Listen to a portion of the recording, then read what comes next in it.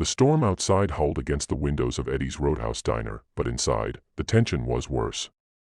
The place smelled of smoke, beer, and fried onions, the kind of joint where broken souls came to forget the world.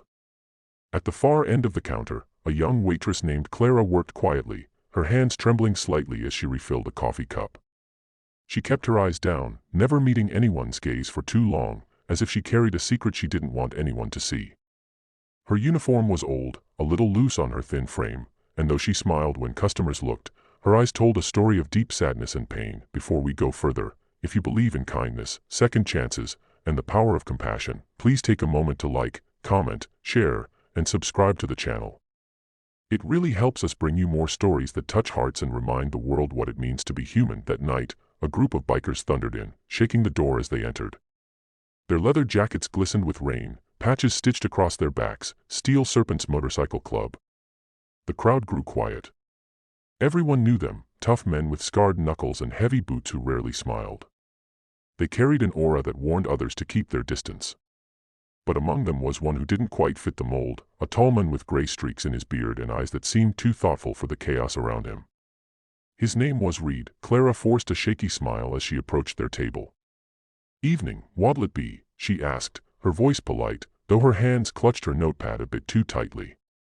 The men smirked and made their usual teasing remarks, the kind that made her blush uncomfortably. But Reed just stared quietly, noticing the way her smile faded the moment she turned away. There was something fragile about her, like glass that had been dropped too many times but still somehow held its shape. As the night wore on, the bikers laughed, drank, and told stories of roads and scars. Clara moved between tables, wiping counters, trying to stay invisible. But when one of the younger bikers, a man named Troy, made a crude joke and grabbed her arm, she froze. Her eyes filled with panic as she tried to pull away, but the sudden movement caused the thin fabric of her shirt to rip at the shoulder. The sound tore through the silence of the bar, gasps filled the room. The jukebox stopped mid-song. Everyone turned toward the sound, toward Clara, her shirt torn, her face pale with fear. But before anyone could say a word, Reed stood up, his chair scraping against the floor with a growl. He grabbed Troy by the collar and shoved him against the wall, his voice low and dangerous. "You don't touch people like that." The others started to rise, ready for a fight, but Reed's glare made even the toughest of them hesitate.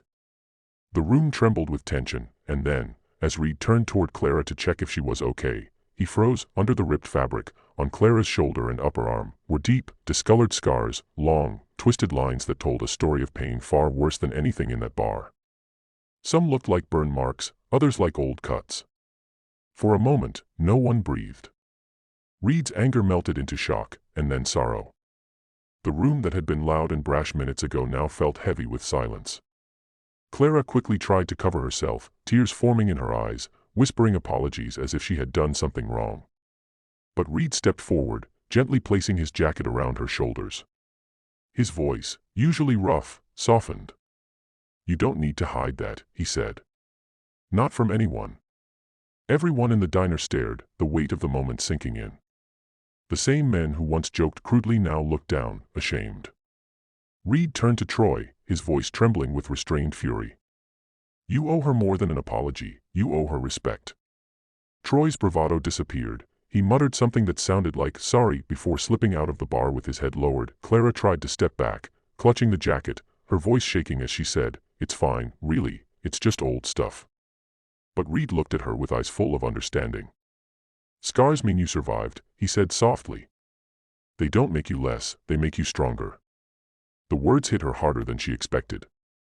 For years, she had lived in fear, hiding those marks, reminders of the house fire that had taken her family and left her scarred both inside and out. The world had not been kind.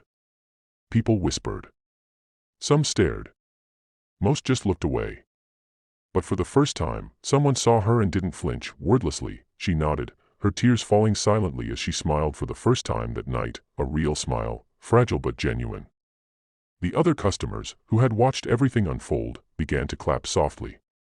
It wasn't loud or dramatic, it was slow, respectful, filled with emotion.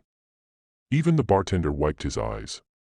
The bar, once noisy and indifferent, had been transformed by one simple act of compassion. Reed sat back down after walking her to the kitchen, making sure she was okay.